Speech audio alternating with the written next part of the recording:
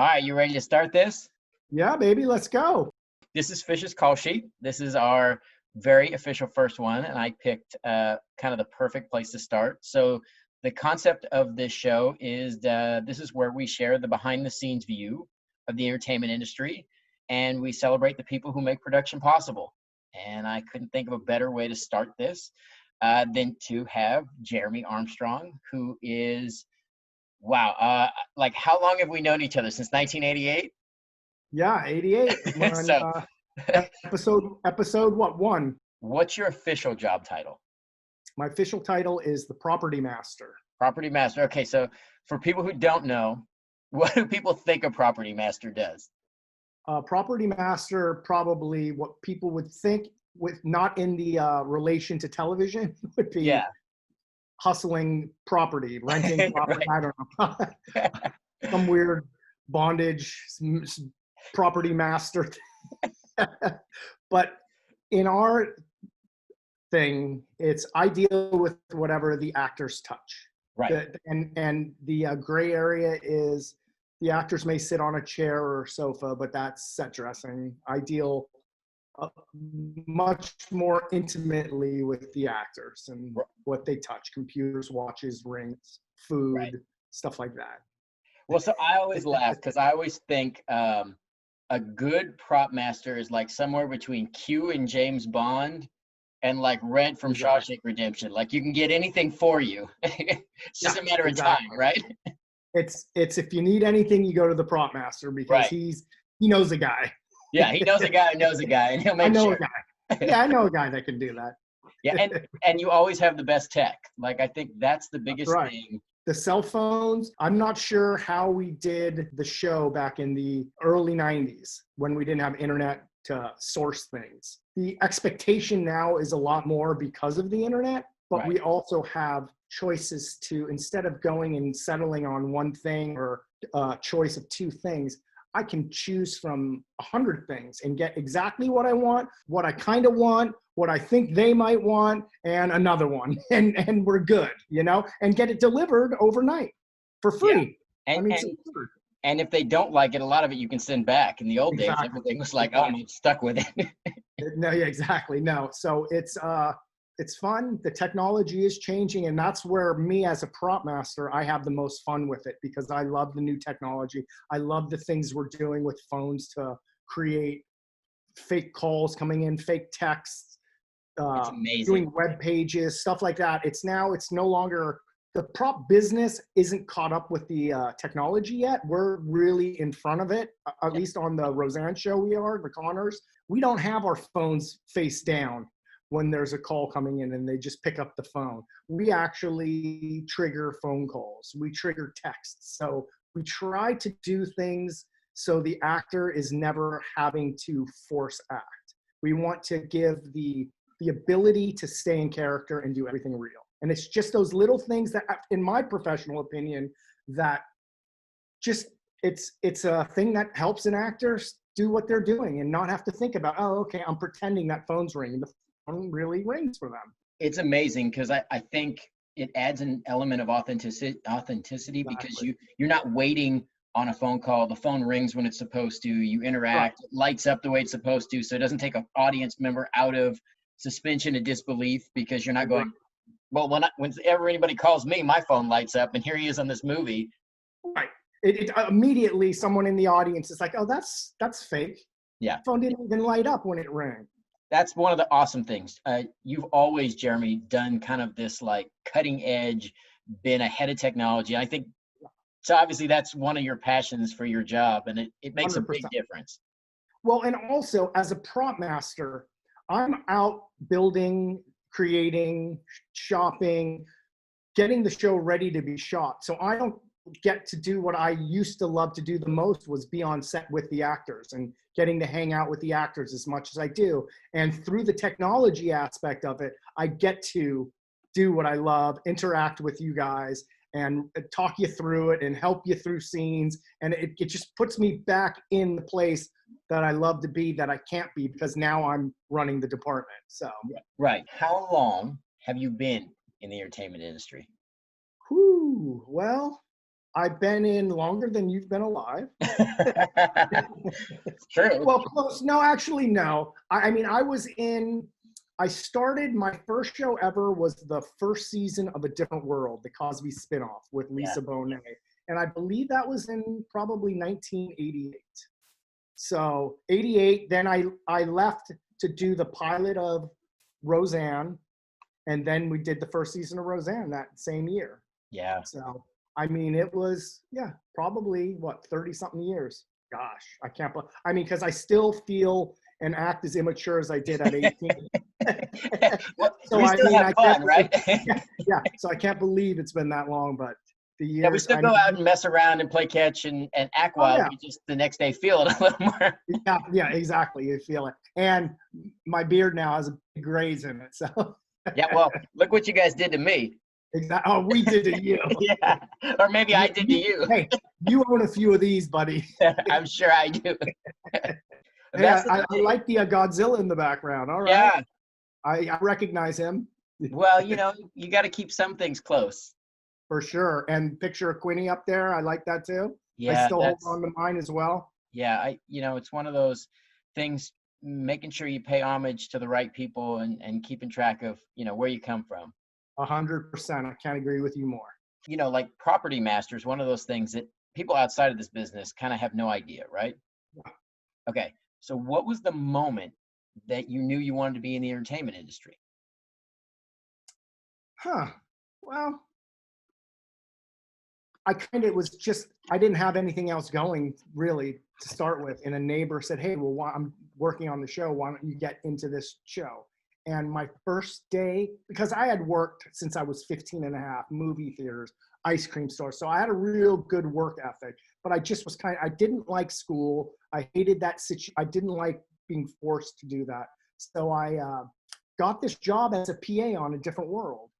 And I came home day one and I'm like, this is the greatest. Yeah. This business is amazing. I want to be in it. I don't know in what capacity. And being a PA is great right now, delivering scripts and copying them. And I took Lisa Bonet home my first day of work and I was freaking out. I fell in love with it at that point, and it's been ever since. Everything, movies, single camera, sitcoms, which I love. And yeah, it's just, it works for me. It works for my life. It works for my personality.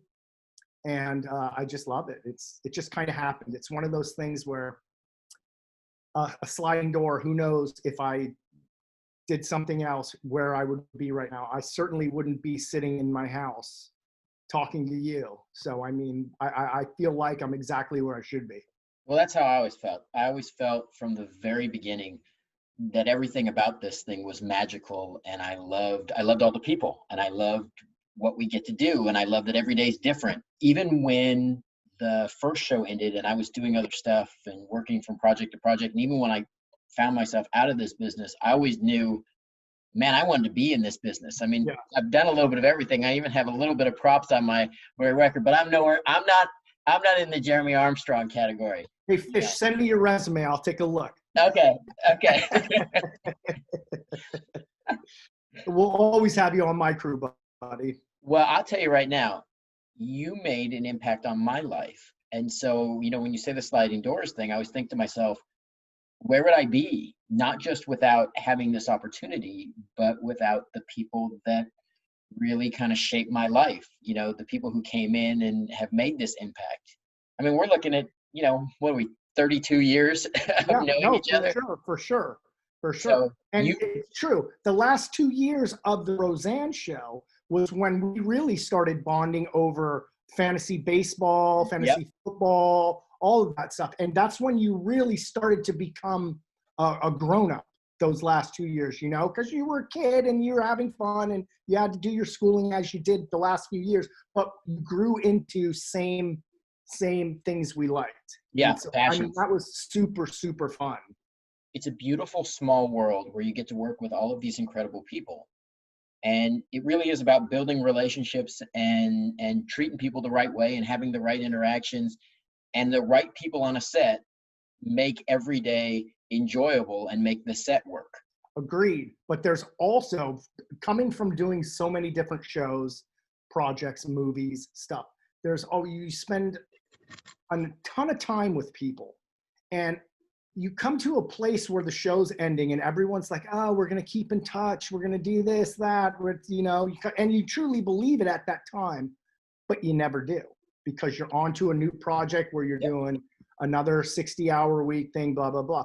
But there are these anomaly shows that have changed you, have molded you, maybe because you're younger and you grow up with this. Whatever it is, our show, Roseanne to the Connors, is an anomaly. It's not like a normal show. It's like going to work with family.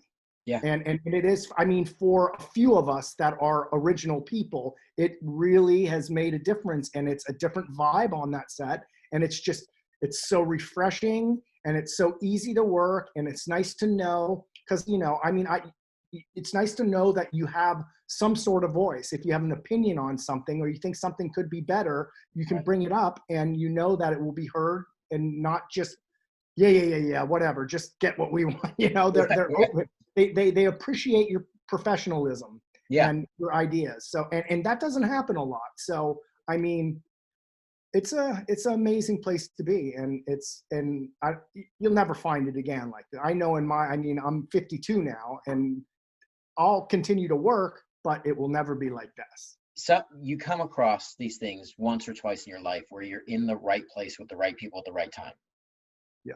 And I think it's amazing because, like, for me in particular, I held on to so many of you because you were so instrumental. But there's that gap, right? You try so hard to stay connected, but people have to work. People have families, and they're working 60 hours a week, and you miss each other calling, and your schedule can be crazy, especially if you work single camera or a movie, right? Like, the nice part about being on a multicam is our schedule is at least a little more focused.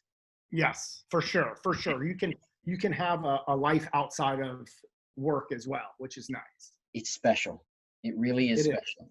And, It funny things, like from our side, like when people go and watch the Connors, from what you do, that I always laugh is like, look at the Lock 'em Up magazine, or look at the newspapers, Exactly. All of the little touches that you put in, but they're all connected to all of us. Of course, those are my little, what I call Easter eggs. I'll never just give you a Lock 'em Up magazine or a newspaper or a computer screen that doesn't have a little Easter egg hidden in there for you to give you a little chuckle, to keep it real but fun and keep it fresh. A lot of people are minimalists. They just, oh, you need a newspaper, here's some newspaper. But I like to have some fun with it. If there's a momentous occasion in someone's life, their kids are doing something or got accepted to school, or as I did with my nephews and they're becoming professional baseball players, throw those little things in. Let's, look back on this in 20 years and be like, oh, hey, look, that rerun there, remember that's when you got drafted to the big leagues. And I think everyone appreciates, and I spread it out so everyone on the crew and cast and whatever we can do, we work everyone in, so they have fun with it. Look, you're used to being on the screen, but when I put a set dresser's face on a magazine and they're on the show, it's a big deal. It's like, it's memorable because they'll probably never have or never will again. So I like to be able to, provide that. I love it. It's easier for me for clearance. Yeah. Let's face it. I would love to talk about that part of it, because to me, I think that's where this started for me, is wanting to celebrate all of you who, because you guys don't just do the minimum. You don't just kind of walk through it. And I've worked enough places and worked in enough departments that I have watched people walk through it. And those people exist in the world. For me, this is an opportunity to highlight kind of those Easter eggs, the beautiful moments, the passion of the people who really make the passion of the project work. And I think it makes a project stand out. It makes it show up. 100%. It does. It does. People watch this and hear about these Easter eggs, go to the Connors and watch a couple episodes, and you'll see little nuggets everywhere. Yeah, you better pause things, because that's what I do. I spend as much time going through and pausing and saying, okay, whose family's there? What's on this? Okay, who was on that week's Lock 'em Up, or who, right? In the newspaper. Oh yeah, I get calls after an episode. Someone will call me and be like, dude, was that you on that magazine cover? Yeah. I'm like, yeah, it was. I didn't even remember that it was that episode, but yeah. That's the love. And I Like, think you can see it. fun. You talked about your first job. What is the most memorable project other than this one? Because we've talked about this. What is another project that stands out? I'll tell you, other than obviously my first job, which was a different world, which kind of molded me. And then this growing up with you guys and kind of coming into my own on this show. The first show that pops into my mind is Entourage. Entourage being because every week it was a massive sports star on. We have Tom Brady, we'd have Phil Mickelson, I caddied Phil Mickelson for 3 days. That's I was the only one allowed to carry his clubs. And we were at Trump National Golf Course and we had 3 holes and he's giving me little tricks of how to do this, and I'm holding his lefty putter he won the Masters with, and I'm just like, what's happening here? Right. And they're paying me. This is the greatest. And he's showing me trick shots, and it's those little things that in Entourage it would happen every episode. It was hard work. It was all location. We do 3, maybe 4 locations a day, and you do 70 hours a week, but you're hanging out with Tom Brady, asking him about when he won the Super Bowl MVP, and with Mark Wahlberg. And, it was incredible. I would have to say that was a real highlight. You fanboy over Leo DiCaprio when he comes to set. You're just like, oh, my God, that's Jack from Titanic. I can totally relate because, even growing up on the show, I worked on the technical side on sports science. I got to throw passes to Jerry Rice. No, that's pretty amazing. On that show, I was working, doing props and set design and stuff. And they're like, we need somebody to throw passes to Jerry Rice. Anybody throw? I'm like, I can throw. I'm throwing. What do I do? And it's even just the people who show up. Well, that was Leo. He was just coming to see Kevin Connolly and just showed up and was like, oh, man, we're at the W pool with 150 bikini-clad women, and I was staring at Leo. I don't understand it. I was single at the time. For me, you pinch yourself. I think on our show, sometimes you look up and what are considered guest stars or whatever who are there for a week, and you look over, it's another legend. Oh, yeah. Well, on the original, that was our thing. We started that, bringing out big name people every episode. Bruce Willis, Tony Curtis, we had, everyone. Sharon Stone. But, it was pretty amazing. All right, now what's the strangest thing you've seen on a set? Without getting anybody in trouble. We got to keep some stuff to ourselves. I understand. The strangest thing I've ever seen. Now, what are some strange things? You work in props. I know you get strange requests. Well, one sleepless weekend, there was a request for a prop that we had to have a birthday cake that was a bowling alley. And the bowling alley roof was on fire, and a fire truck has to squirt chocolate sauce to put the fire out. And this is on the weekend to shoot on Monday. And then, just to add to the pain, they said, then we need the girl to just come in and put her hands in it and just destroy it, which means we need 5 of them. Right. Once I figure out how we could possibly do this giant.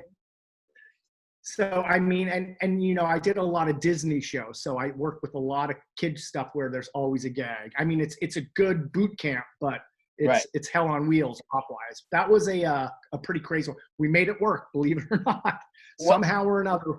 And that's the thing. You always make it work. Yeah. And on a moment's notice. So when I gave the example at the beginning of like a cross between Q from James Bond and Red, who's got a guy who can get it, whatever you need. And I always used to laugh on the writing side because I've worked on the technical side. Whenever somebody throws out an idea like that, I'm always like, hold on. Because I'm on the crew side, I used to joke, we don't have a magic wand. Like, there are limits to what you can get. But it's a double-edged sword because you work like when I work with Bruce and all of them, and if you give them enough confidence in yourself, you almost create more havoc for yourself because they're like, oh yeah, Jeremy, no problem. He'll be able to work this out. Remember we did a robot.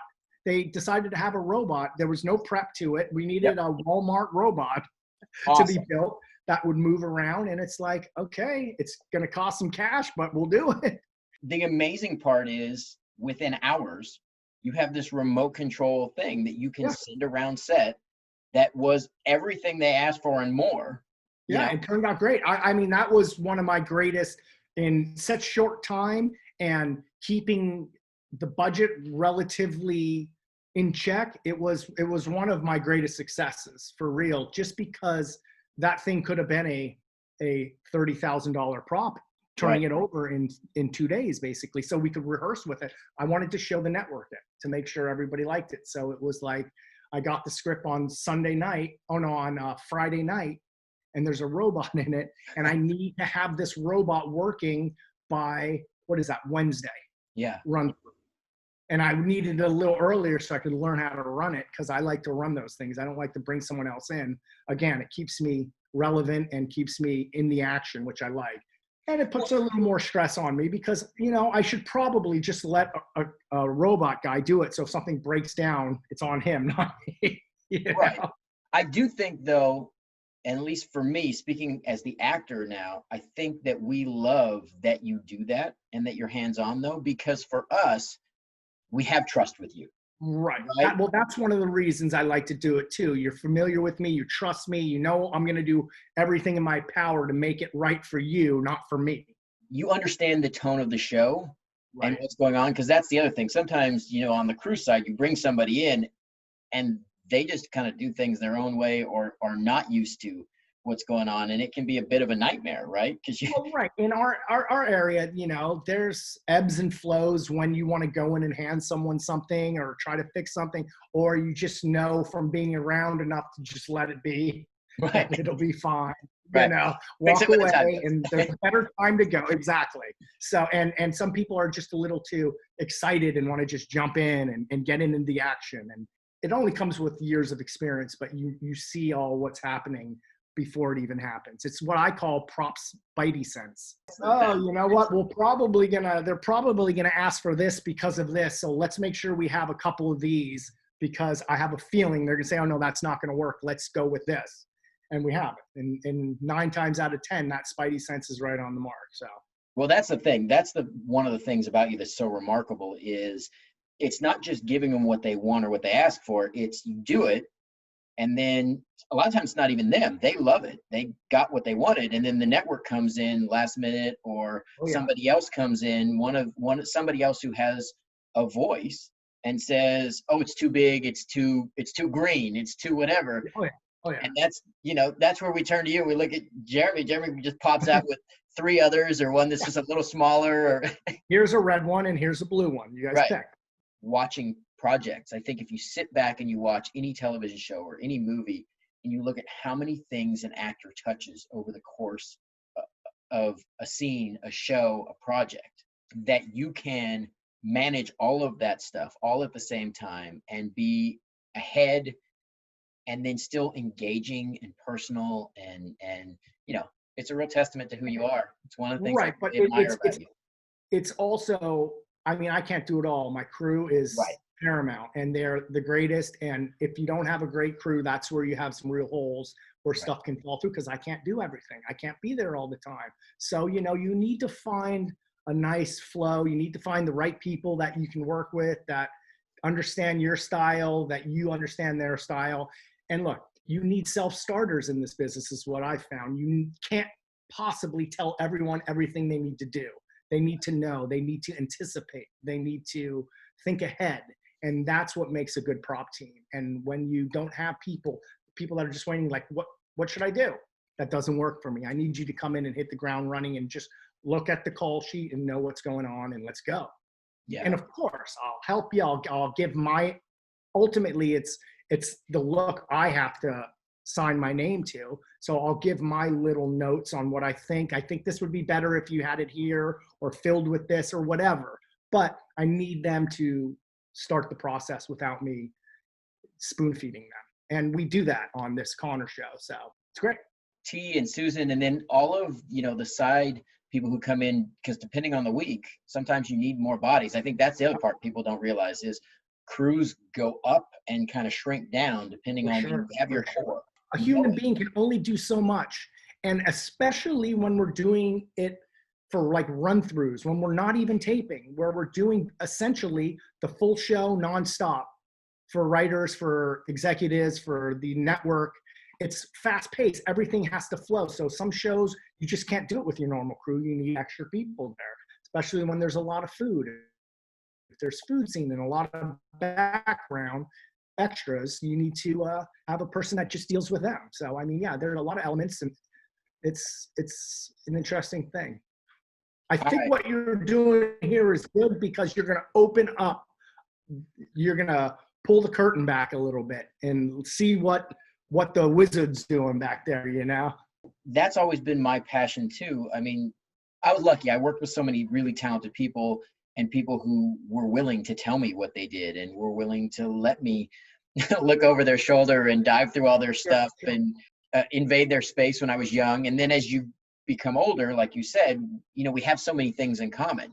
And I just remember, you know, there were times when I worked on the technical side of things where I would think, okay, how did Jeremey do these things? Or, you know, how did members of the crew that really worked well, what were the things that they would go to? And I remember sports science, I ordered a bunch of extra equipment, and they looked at me like I was crazy. And then they didn't like shoulder pads for one of the things, and we had backups.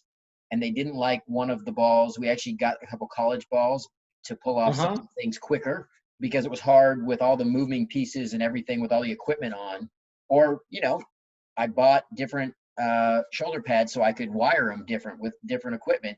Everybody's like, oh, you're spending too much money. I'm like, no, I'm spending a little more now with planning, knowing that on the day you're gonna rescue something, right?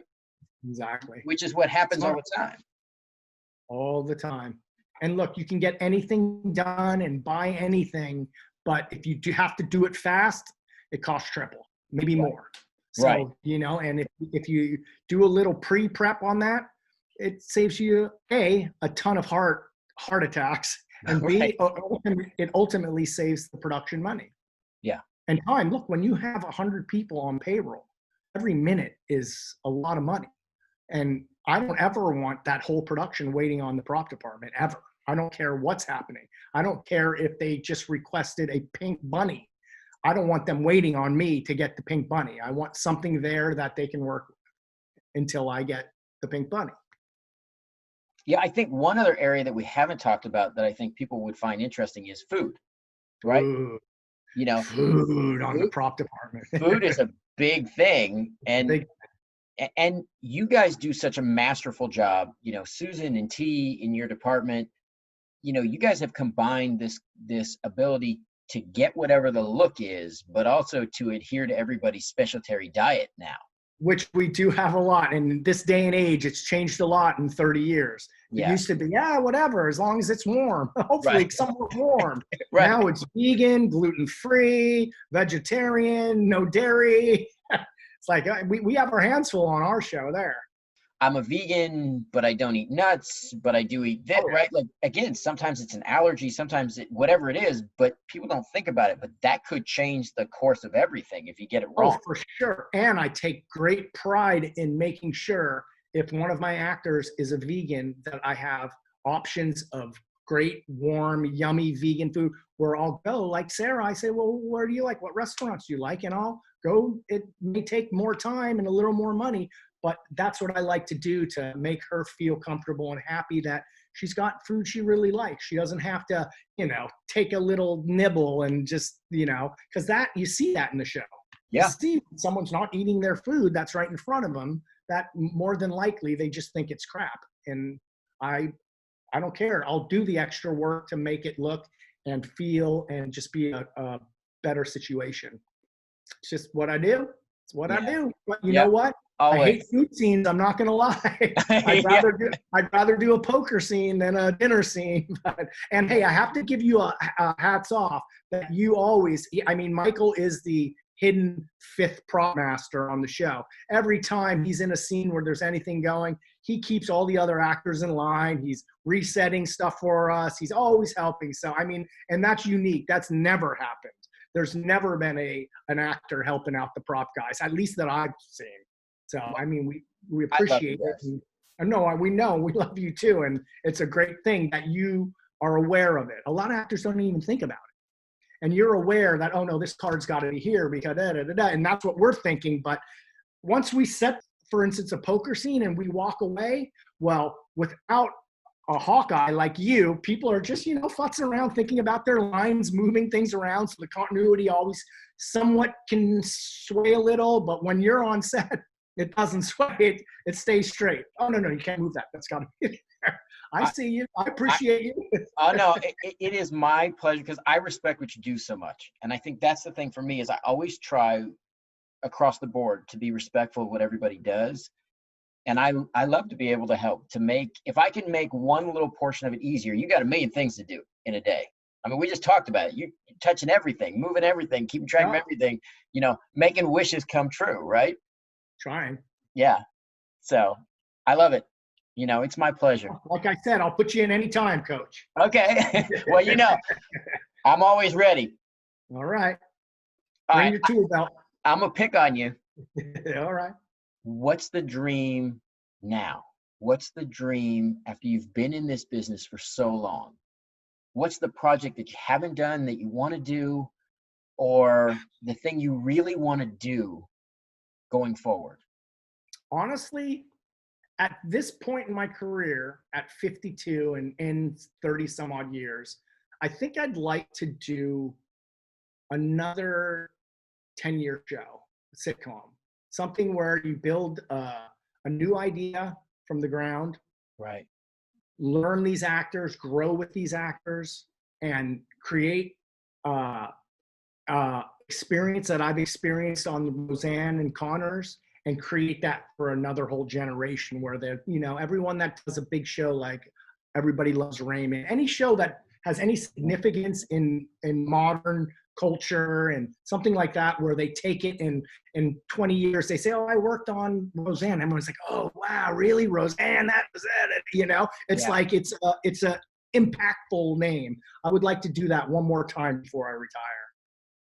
All right. So I'm going to pick on you because when I create shows, hey, buddy, I told you, if I'm not getting the call, that's okay. You feel free. I'm going to do my own call sheet show, and it's going to be a little toned differently.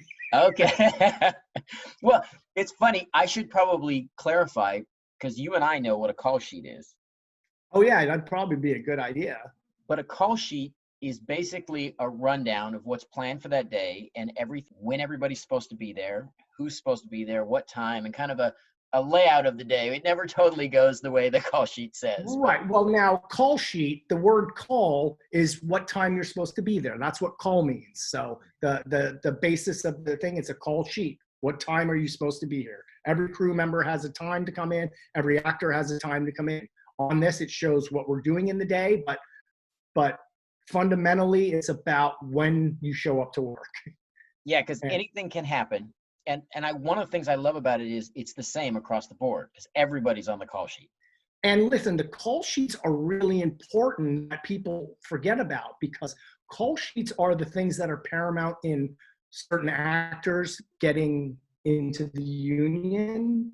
Yep. Certain crew members that aren't in the union yet, they have to get a certain amount of days, and the days are calculated by the call sheets. So the call sheets are a very important piece of paper that go kind of, you don't realize what a call sheet means to some people. It's like, it's their proof of purchase, basically, so it's an important thing. And, the second ADs, they pull out their hair making a call sheet every day.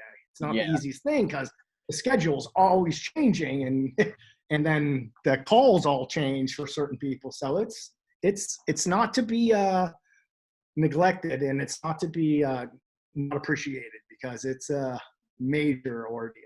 I'm glad I don't have to take the call sheet. Trust me. Me too. I did it one time and I was like, this is a nightmare. Oh, God. It's kind of like my goal for this show is it's an under the radar thing that all of us in the business know and look for every day, but that the rest of the world may not know. But it's a simple concept with a much deeper meaning. For sure. What's the project that you wish you could go back to, knowing what you know now? I mean, I hate to sound like a broken record, but I'd love to go back to Roseanne and start it all over. I mean, I'm so young that I wasn't thinking career. I wasn't thinking what was happening tomorrow or what happened the day before. I was just in the moment, and it was fun. And the show was so huge at that time. Yeah. We had no competition. It was only ABC, NBC, CBS, and there was no HBOs. There wasn't even, I don't think, Channel 11 yet, Fox, or it was like local news only or whatever. But I mean, we had huge numbers, and it was massive, and we partied like it was massive, and the rules were different in Hollywood back then.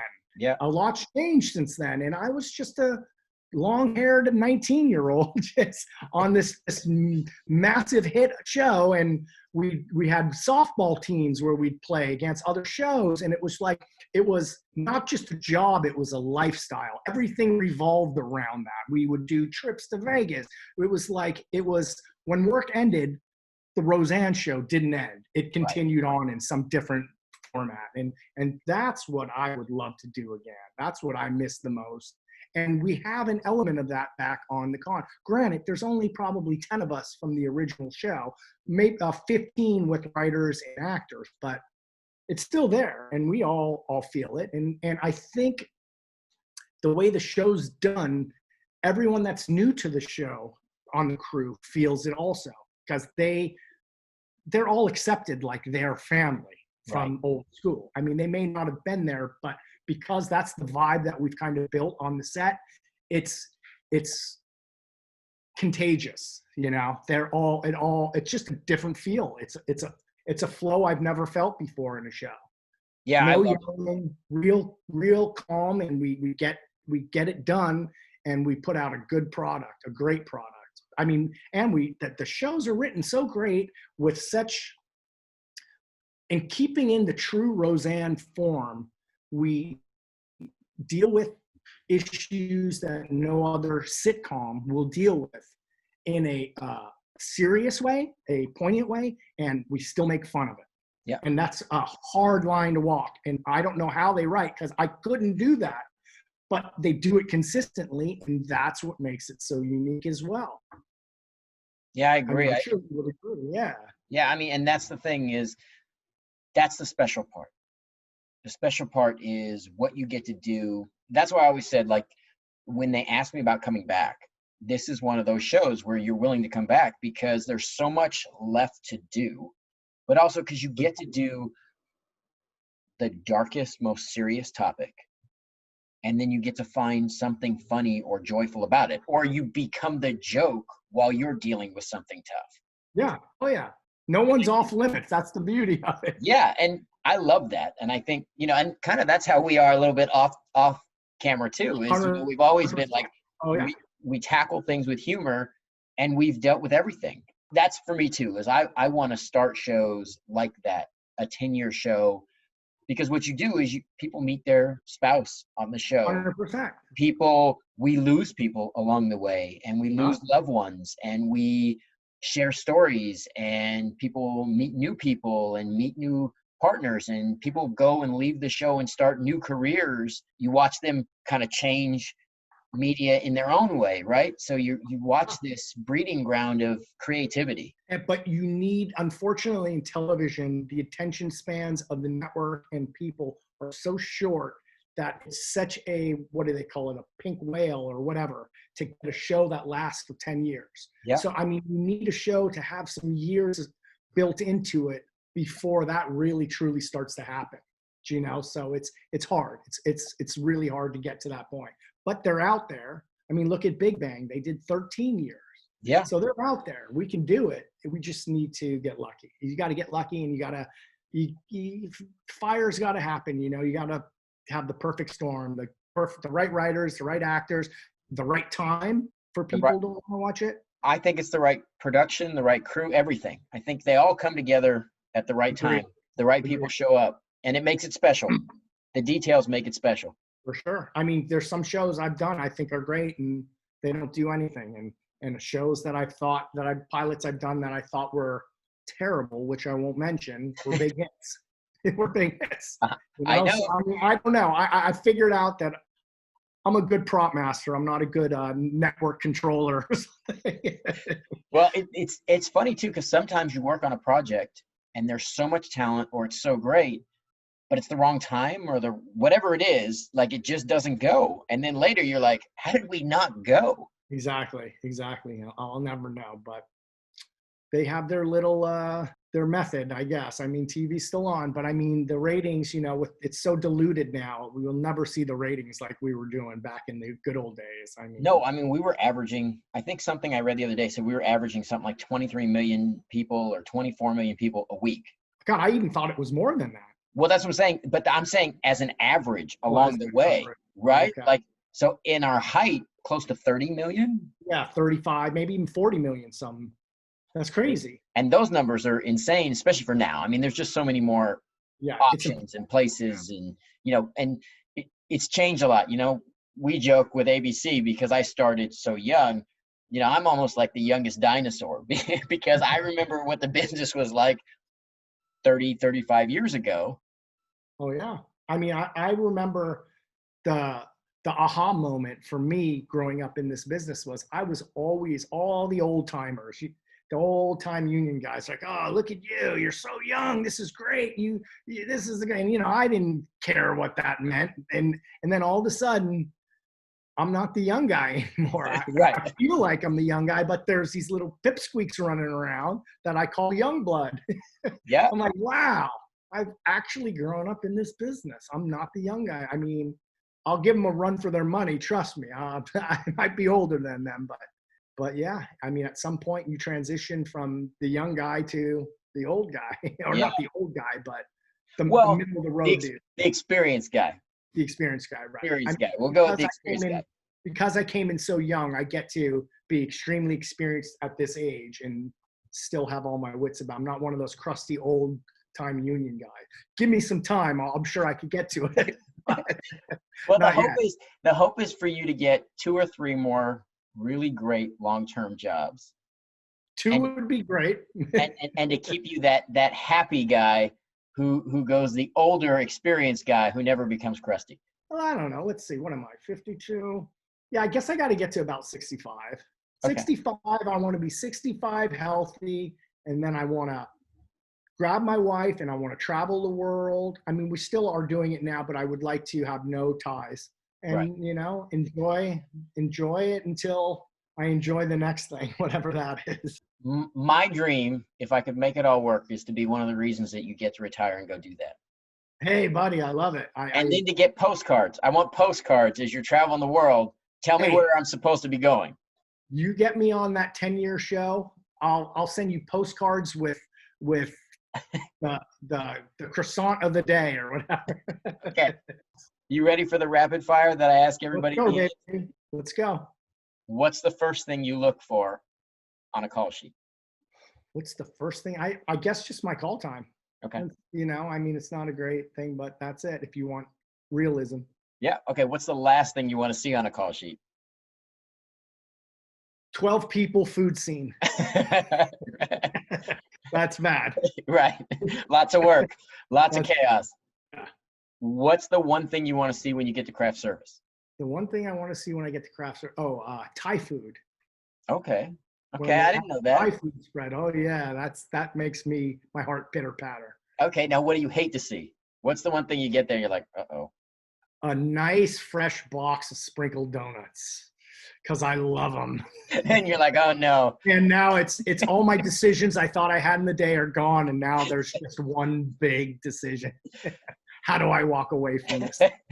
Now, on the serious note. Okay. All right, Jeremy, how do you define success?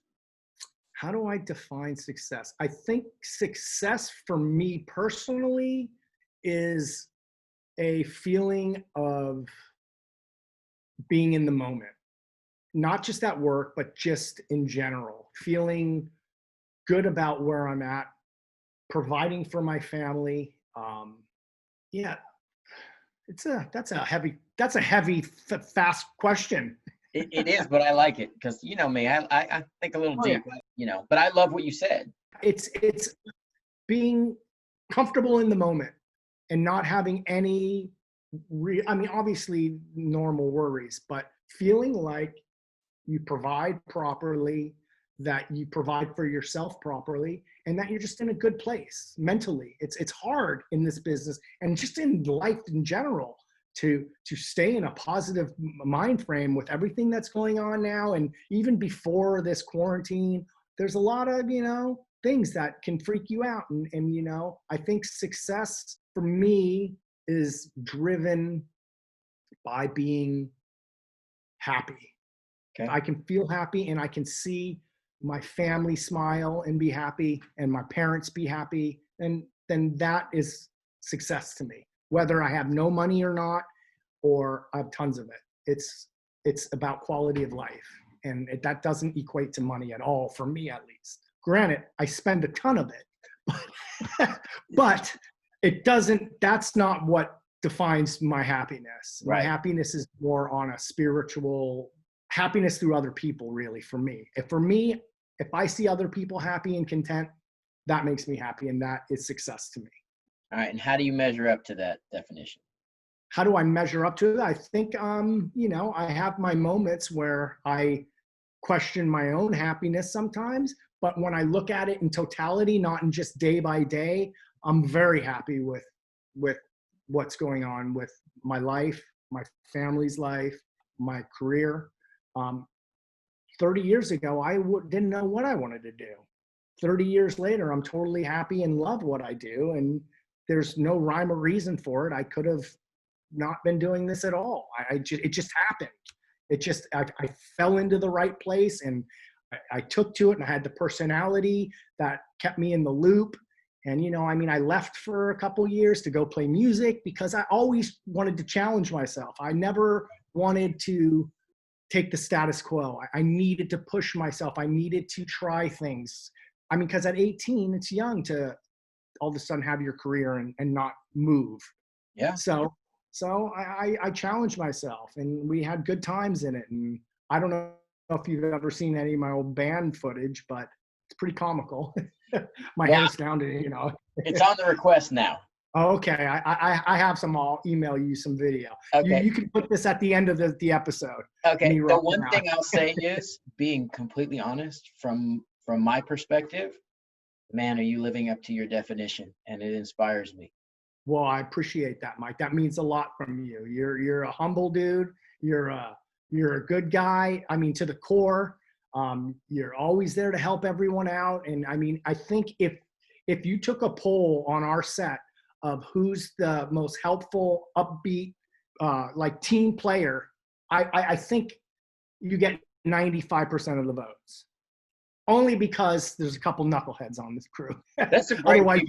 Otherwise, you get 100. That's a great compliment. I'll take it. It's from my heart, and it's true, and it's like no one understands it that an actor will be so involved because they're not. And that's no disrespect to actors. They have a ton of things on their mind. They're right. in front of the camera. They're becoming someone they're not. It's normal, but it's really wild when one is so forthcoming and willing to help. And, so you're a unique dude for sure, and unique in a good way.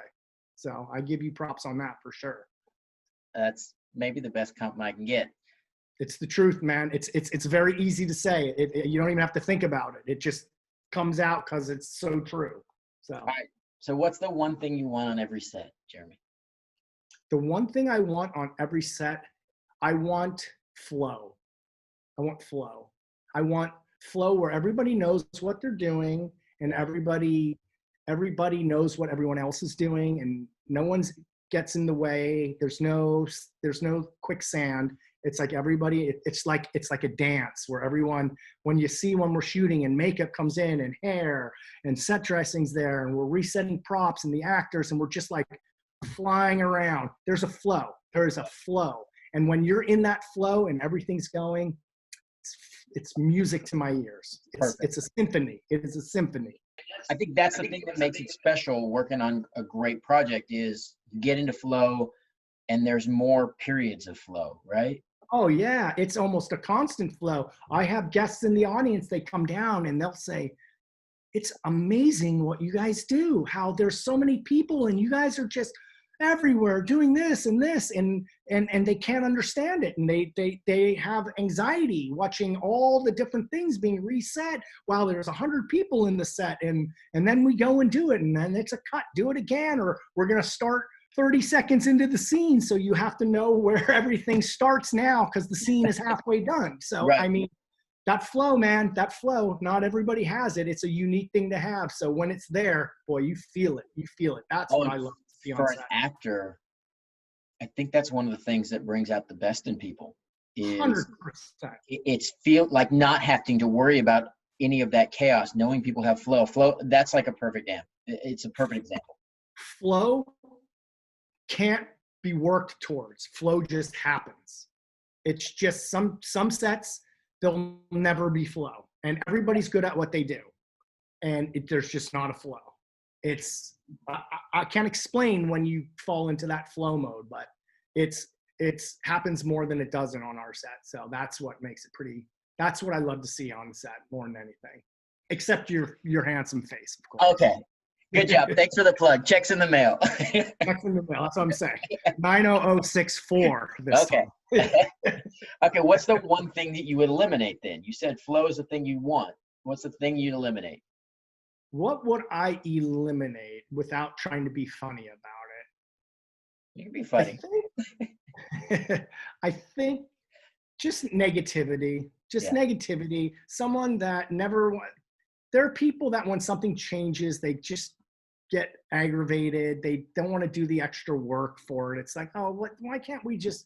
There's just negative people, and there just happens to be negative people every now and then, and that's a flow killer.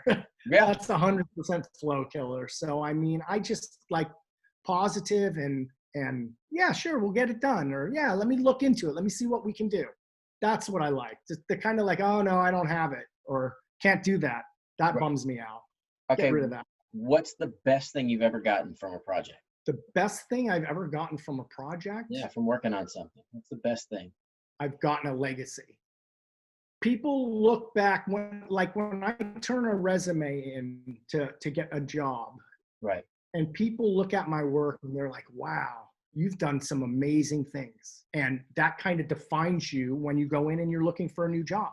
Whereas you could have a bunch of shows that no one knows about, and yeah, you're still great, and I'm sure you're a great prop master, but when you have shows that have made a difference in people's lives and generations, that they stick out. And not just Roseanne, even like Entourage and a few other shows I've done that people really identify with, Larry Sanders Show.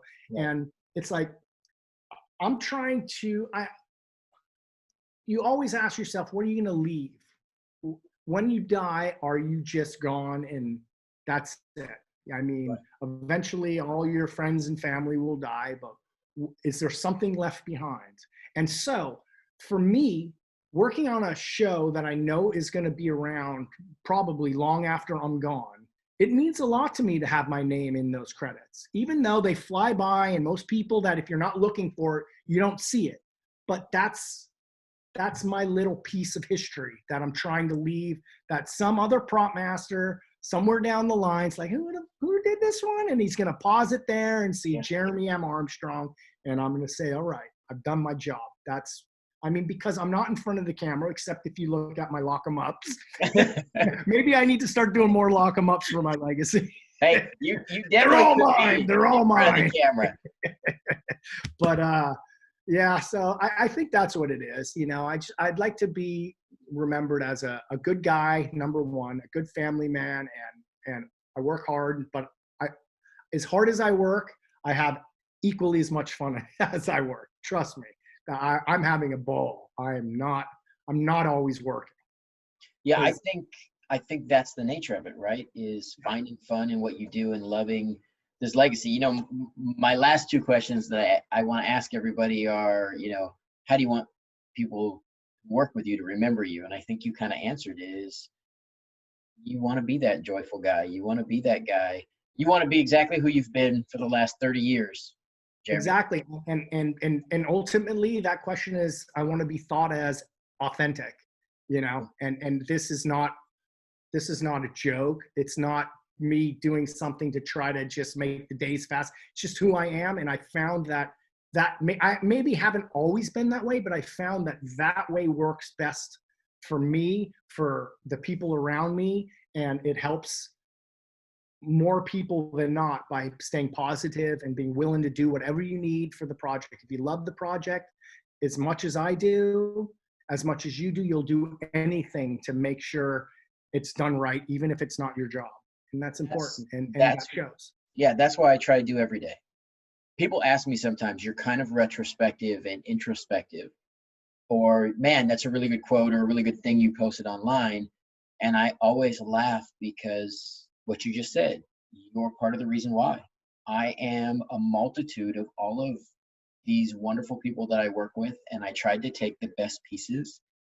And man, this was so perfect because it's exactly that. Authentic.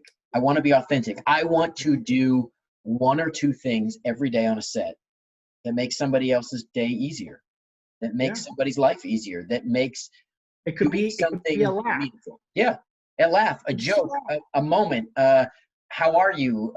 Checking in, a peek in 100%. when somebody's in the middle of doing, you just got that crazy request for the cake with the fire and, chocolate syrup, and I want to peek in the door and be like, hey, how you doing?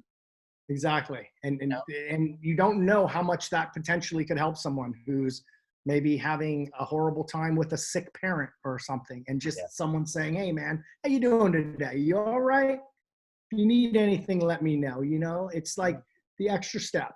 And mean it. But be authentic, like I said about it. And mean it. Exactly. It's just, don't throw. I was doing a movie in Thailand, and one of the most fascinating things I came away with was all the Thai people would ask you, how are you? Not just as a pleasantry. Right. They asked, how are you? Because they wanted to know how you are. It wasn't just like a fine answer that they're, hey, how you doing? Fine. They're like, how are you? They want to hear about your day. They want to know that you're okay. And that really stuck with me, because how are you has kind of been diluted over just massive amounts of saying it when you don't really mean it. So I try not to ever just come in and just say, how are you? Unless I really want to know how you are. Right. And you know what? It's interesting to hear about how people are when you take the time. People still amaze me, and when they realize it's not just a pleasantry, it's a little shocking to them at first. But once they open up and tell you how they really are, it's pretty magical. So I whoever's watching this, I encourage you, when you say how are you, hello, how are you, mean it, and see how the answers change. What's your legacy? You want your loved ones to take from your life. I think you kind of touched on it, but that's it, right? Be authentic. Be authentic. I want the people in my life to learn from me in my authenticity. I want them to be proud of me. I think throughout my life, I've always had a hunger to, in a good way, to please people. I'm in a business of pleasing people. That's kind of my job. And it goes into your personal life where you want to be liked, but you want to stay authentic. So there's this fine line, and we're in Hollywood where everything is so fake. The people are fake here. Growing up here and where I grew up, people were really fake, and people were driven by money. I'm sure I was driven by money initially. The business pays pretty good, but it doesn't define me, the money. And as I've gotten older, I've realized how much the money's nice because you get to live in a nice house and drive a nice car or whatever.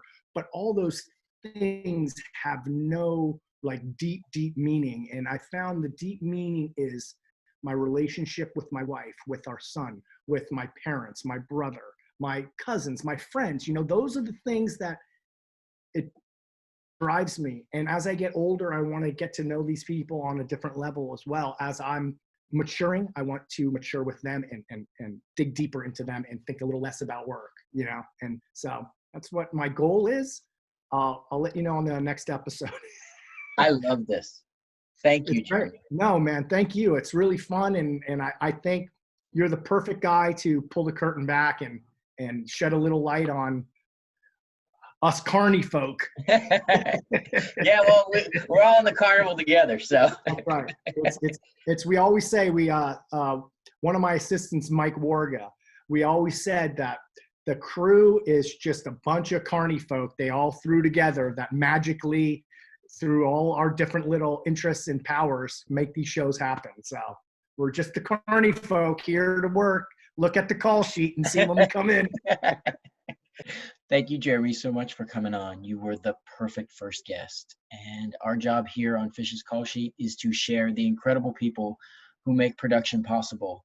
So each time, from a 30-year veteran like Jeremy to someone brand new, I'm going to bring on people with unique perspectives about our business so we can share what's really going on. And as you learn these people, you'll see their names throughout the credits. You'll see their legacy. And you'll know that behind every great project are hundreds of amazing people who make what we do possible. So until next time, this is Michael Fishman thanking you for being here for Fish's Call Sheet. If you want to check us out, check out Fish's Call Sheet on Instagram, Facebook, or Twitter, and you can always catch me at Real M Fishman. If you'd like to be updated on Fish's Call Sheet, go ahead and subscribe or hit the bell below so you know right when we update new information.